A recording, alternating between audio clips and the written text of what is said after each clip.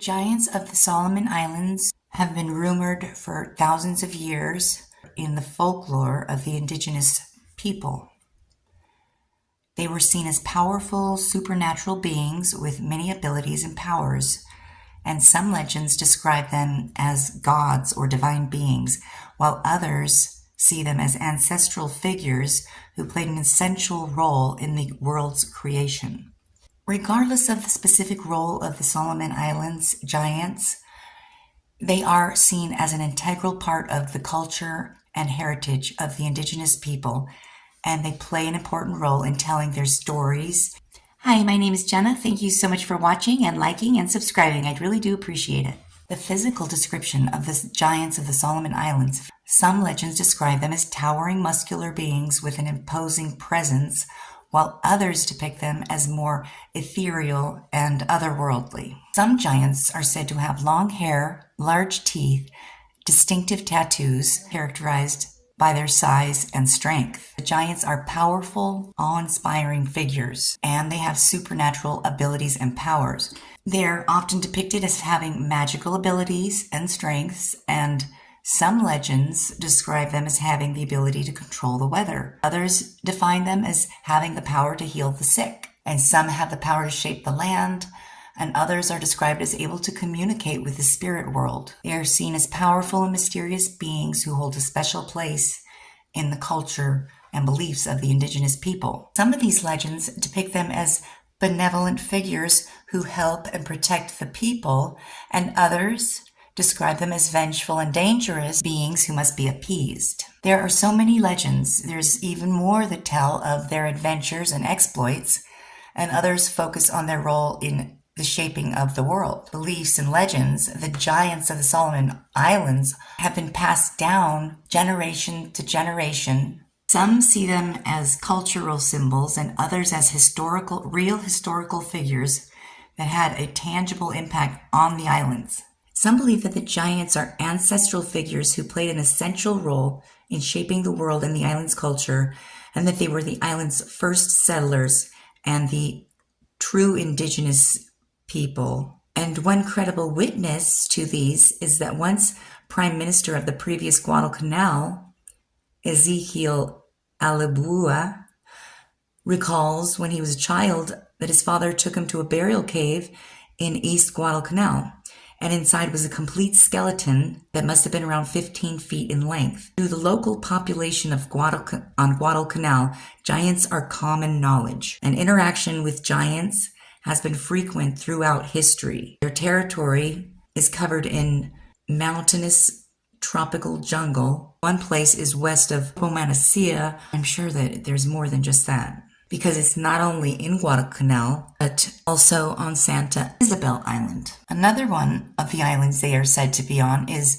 Choiseul. No village exists in the interior, apparently for good reason. Some even think there are different species or types of these giants, more than one, with the larger, more commonly seen, being over 10 feet tall. They're said to have very long black, red, or brown hair, or a mixture. And when they want to have a good look at you, they'll pull their hair aside from their face with one hand. They have a protruding double eyebrow, bulging red eyeballs, a flat nose, wide gaped mouth, and have an unmistakable odor, which the coastal people once used as a sign of their presence, depending on the wind.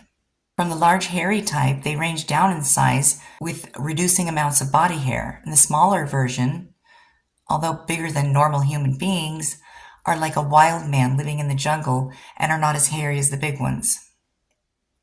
I mean, this could just be because they're younger, because I think they live a really long time. And this is the way the Guadalcanal Islanders describe them. Inherently, when they see these small giant half-human people, they make efforts to kill them. So these smaller versions are lower down in the giant social order, so they say, and they live predominantly outside their cave systems in the jungle, although all three types are found.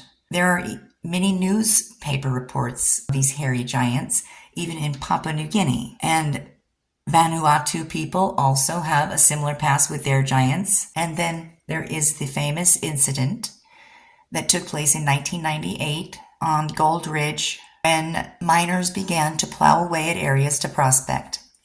And a bulldozer broke down and they left it for the night. And when they came back, the blade was gone. A very heavy object to carry away. And not far from there, they found 3-foot long barefoot human prints about 100 meters away from where the blade was found. So some officials headed up to see the new gold prospecting area and got stuck in the mud, and they had to walk back to the village.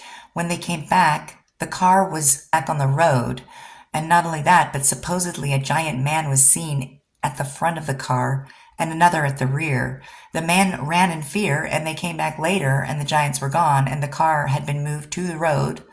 And there were footprints that showed that indeed these giants had rightened the car. In one village, where giant bones are regularly popping up, one tent is supposedly reported an 8-foot-long femur. Its proportions are very similar to humans. That would make the fellow about, it says 32 feet tall, and incidentally, that 3-foot track mentioned above, that fellow would have been about the same height approximately. Someone who shared a lot of knowledge about the giants is Marius Boireon, and he lived and worked in the Solomon Islands, first as a helicopter pilot and engineer before marrying a native to the Solomon Islands. He learned more about the islands and the indigenous people, as well as the folklore surrounding them, including legends of giants, which supposedly inhabit caves throughout the islands. They're said to be 10 feet tall or more,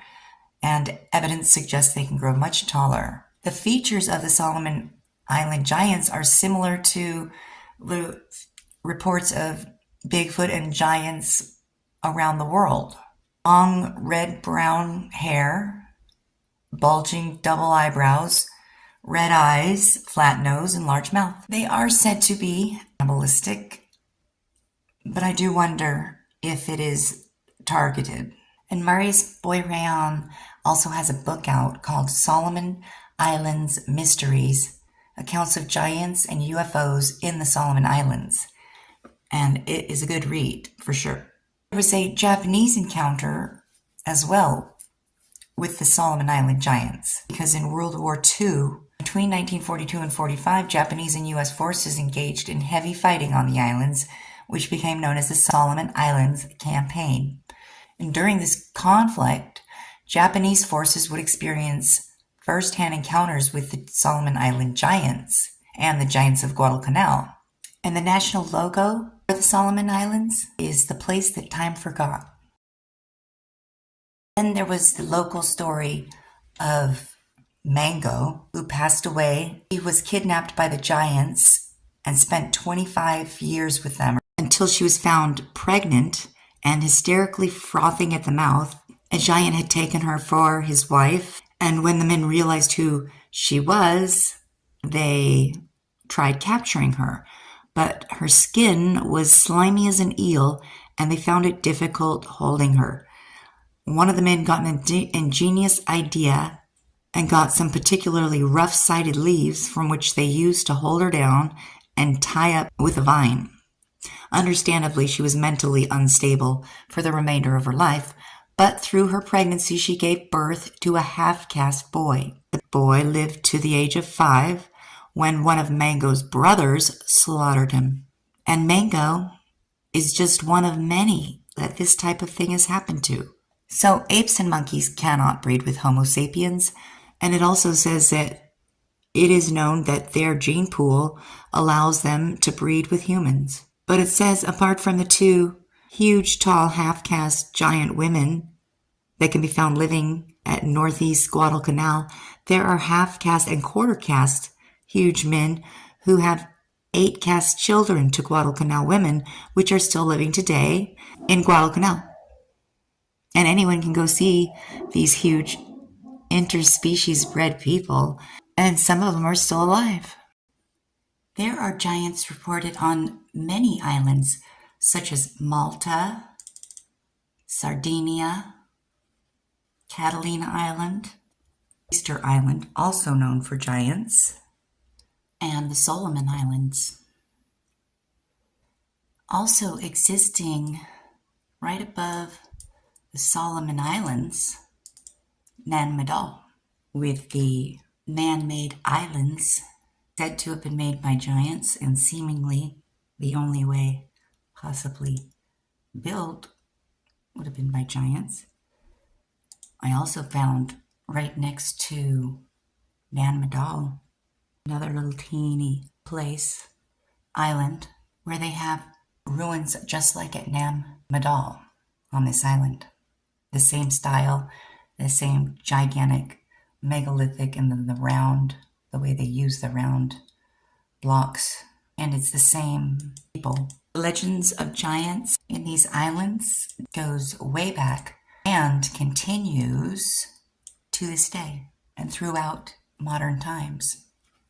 And in these islands, anytime you have reports of cryptids or giants, especially, they have to be also living underground. So I decided to search for caves in the Solomon Islands.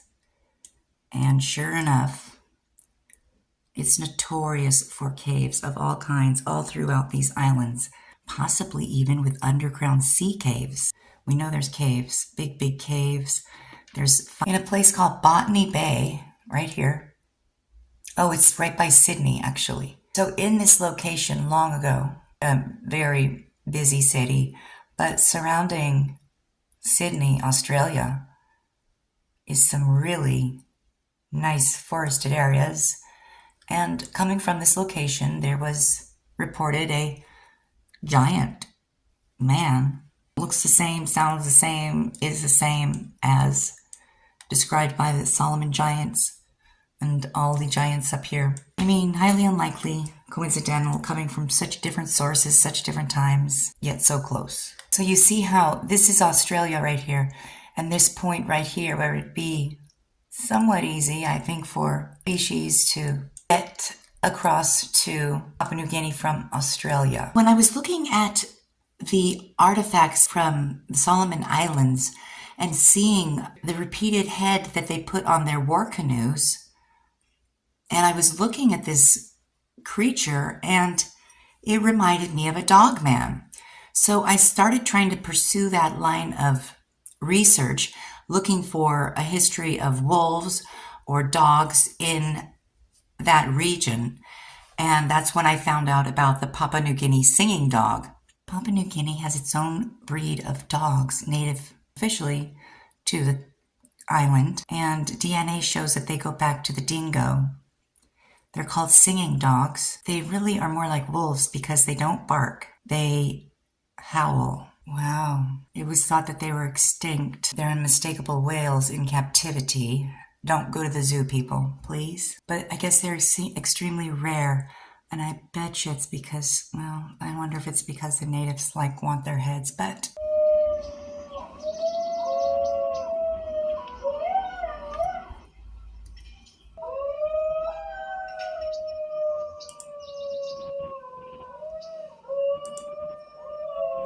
it says that it differs significantly from that of gray wolves and coyotes, and they're even differentiated from the Australian dingoes. Interesting, they have their own languages. And in this research, I found out that those creatures are representations of someone in their far distant history named Tiola, who was a dogman. And I thought that was very interesting because I saw that right away. And there were these two Solomon Islanders that had this face paint that I found so amazing, so brilliant and artistic. And they remind me of a dogman creature in two different ways. Not only do you have these lines coming towards the mouth, like linear perspective, and then the square shows like a snout and a dog's mouth with teeth.